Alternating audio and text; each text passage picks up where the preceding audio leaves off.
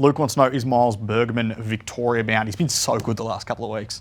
No, he's been so good for 3 years. Yeah, that's true. But I've got a theory that people only watch like 3 players at Port Adelaide. and Miles Bergman hasn't been one of them. I just don't think that people have understood how good Miles Bergman's been for a long period of time now. And look, I'm not saying you're wrong. He's been excellent and he's played more midfield time in recent weeks, which maybe he's put him more in the spotlight of players and also fans. And what he did on the weekend was excellent in that win. But he's been so good for a long time. And I also get to think that the way Port Adelaide's presented this long-term deal to him, which I think is probably an 8 or 9 year offer, including the 2 to free agency. 2 to free agency and then 6 or 7 on top of that. So it gets him 8 or 9 years down the track.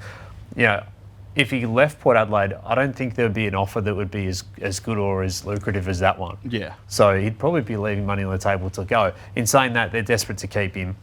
There's a number of clubs desperate to get him in Victoria as well. The Bulldogs are chasing him. We've spoken about Carlton. If TDK goes, do they shift that pick into Miles Bergman?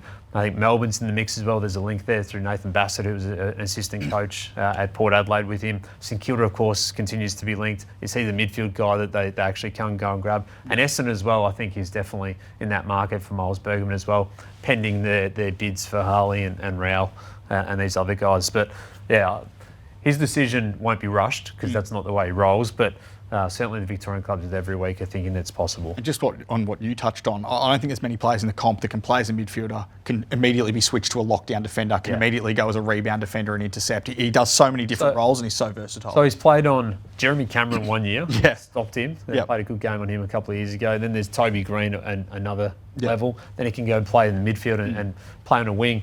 He's a very versatile, very good player and very strong in-house player as well.